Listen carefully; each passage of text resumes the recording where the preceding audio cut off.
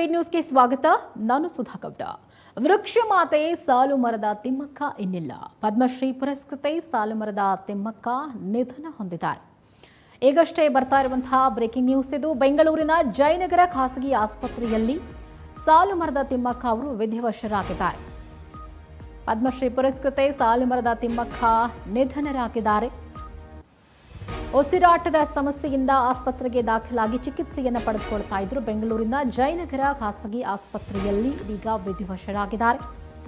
ಉಸಿರಾಟದ ಸಮಸ್ಯೆಯಿಂದ ಆಸ್ಪತ್ರೆಗೆ ದಾಖಲಾಗಿದ್ರು ತಿಮ್ಮಕ್ಕ. ಕಳೆದ ಹಲವು ದಿನಗಳಿಂದ ಟ್ರೀಟ್ಮೆಂಟ್ ನಡೀತಾ ಇತ್ತು. ಆದರೆ ಚಿಕಿತ್ಸೆ ಫಲಕಾರಿಯಾಗದೆ ಆಸ್ಪತ್ರೆಯಲ್ಲಿ ತಿಮ್ಮಕ್ಕ ನಿಧನ ಹೊಂದಿದ್ದಾರೆ. ವೃಕ್ಷಮಾತೆ ಸಾಲು ಮರದ ತಿಮ್ಮಕ್ಕ ಎನ್ನಿಲ್ಲ ಅನ್ನುವಂಥ ಸುದ್ದಿ ಬರಸಿಡಿಲಿನಂತೆ ಎರಗಿದೆ. ಕಾರಣ ಈಗಾಗಲೇ 114 ವರ್ಷ ಪರಿಪೂರ್ಣ ಜೀವನವನ್ನ ನಡೆಸಿದಂಥ ಸಾಧಕಿಯವರು. ನಮ್ಮ ಪರಿಸರಕ್ಕೆ ಬಹಳ ದೊಡ್ಡ ಮಟ್ಟದ ಕೊಡುಗೆಯನ್ನ ಕೊಟ್ಟಂಥವರು ಸಾಲು ಮರದ ತಿಮ್ಮಕ್ಕ.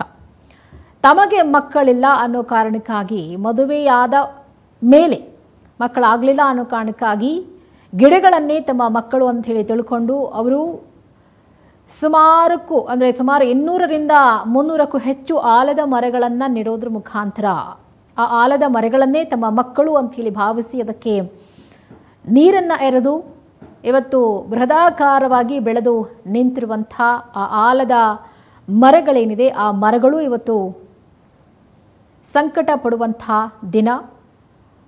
ಆ ಮರಗಳಿಗೆ ಜೀವ ಕೊಟ್ಟು ಇವತ್ತು ಆ ಯಾವ್ಯಾವ ಭಾಗಗಳಲ್ಲಿ ಸಾಲು ಮರದ ತಿಮ್ಮಕ್ಕ ಅವರು ಮರಗಳನ್ನು ನೆಟ್ಟರೋ ಇವತ್ತು ಆ ಭಾಗದ ಜನರೆಲ್ಲ ಅವರನ್ನು ಬಹಳ ನೆನೆಸ್ಕೊಳ್ತಾರೆ ಮತ್ತು ಬಹಳ ಮಿಸ್ ಮಾಡಿಕೊಳ್ತಾರೆ. ನೋಡಿ, ಅವರು ಯಾವ್ಯಾವ ಆಲದ ಮರಗಳನ್ನು ನೆಟ್ಟು ಬೆಳೆಸಿದ್ರು ಅದರ ಹಿಂದೆ ಅವರ ಮುಂದೆ ನಿಂತು ಭಾವಚಿತ್ರಗಳನ್ನು ಕೂಡ ತೆಗೆಸ್ಕೊಂಡಿದ್ದಾರೆ.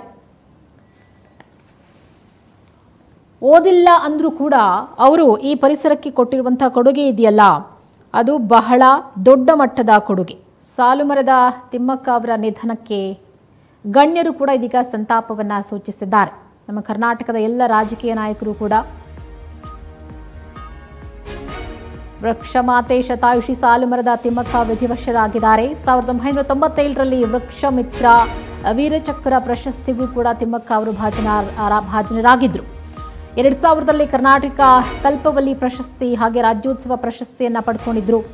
2010ರಲ್ಲಿ ನಾಡೋಜ ಪ್ರಶಸ್ತಿ ಹಾಗೆ 2019ರಲ್ಲಿ ಪದ್ಮಶ್ರೀ ಪ್ರಶಸ್ತಿಯನ್ನು ಪಡ್ಕೊಂಡಿದ್ರು. ಆ ಒಂದು ಗೌರವ ಅವರಿಗೆ ಲಭಿಸಿತ್ತು. 2020ರಲ್ಲಿ ಸಾಲು ಮರದ ತಿಮ್ಮಕ್ಕ ಅವರಿಗೆ ಗೌರವ ಡಾಕ್ಟರೇಟ್ ಪದವಿಯನ್ನು ಕೂಡ ನೀಡಲಾಯಿತು.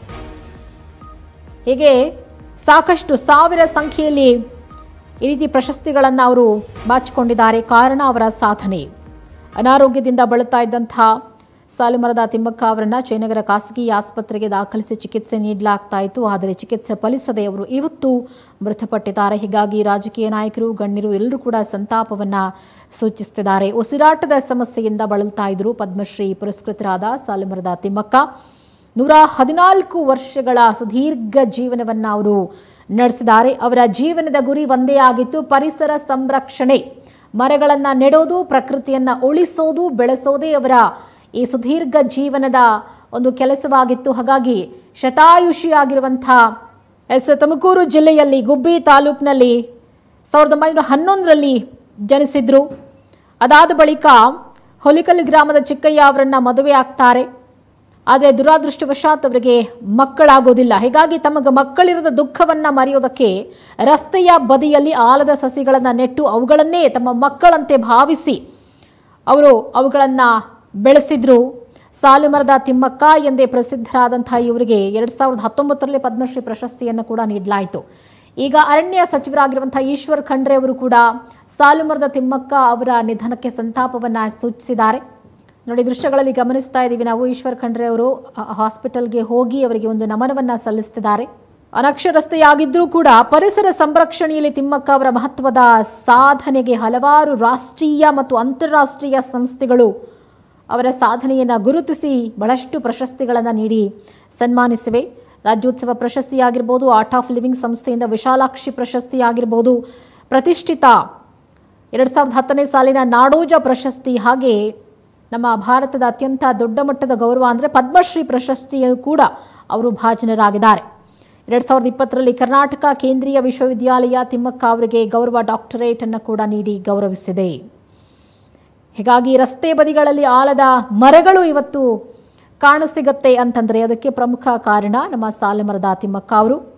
ಮರಗಳೇ ನನ್ನ ಮಕ್ಕಳು ಅಂಥೇಳಿ ಘೋಷಣೆಯನ್ನು ಕೂಡ ಮಾಡಿದ್ರು. ವೃಕ್ಷಮಾತೆ ಅಂತಲೇ ಹೆಸರನ್ನು ಕೂಡ ಅವರು ಪಡ್ಕೊಂಡ್ರು. ಈಗ ಡಾಕ್ಟರ್ ಸಾಲುಮರದ ತಿಮ್ಮಕ್ಕ ಅವರ ನಿಧನದ ಸುದ್ದಿ ಕೇಳಿ ನಮ್ಮ ಕರ್ನಾಟಕದ ಜನರಿಗೆ, ಪರಿಸರ ಪ್ರೇಮಿಗಳಿಗೆ, ರಾಜಕೀಯ ನಾಯಕರಿಗೆ ಎಲ್ಲರಿಗೂ ಕೂಡ ಬಹಳ ದುಃಖಕರವಾದಂತಹ ವಿಚಾರ. ಆದರೆ ವಯೋಸಹಜ ಕಾಯಿಲೆ, 114 ವರ್ಷ ಅವರ ಜೀವನವನ್ನು ಪರಿಸರ ಸಂರಕ್ಷಣೆಗಾಗಿ ಉಳಿಸಿ ಬೆಳೆಸೋದಕ್ಕಾಗಿ ಮೀಸಲಿಟ್ಟರಲ್ಲ.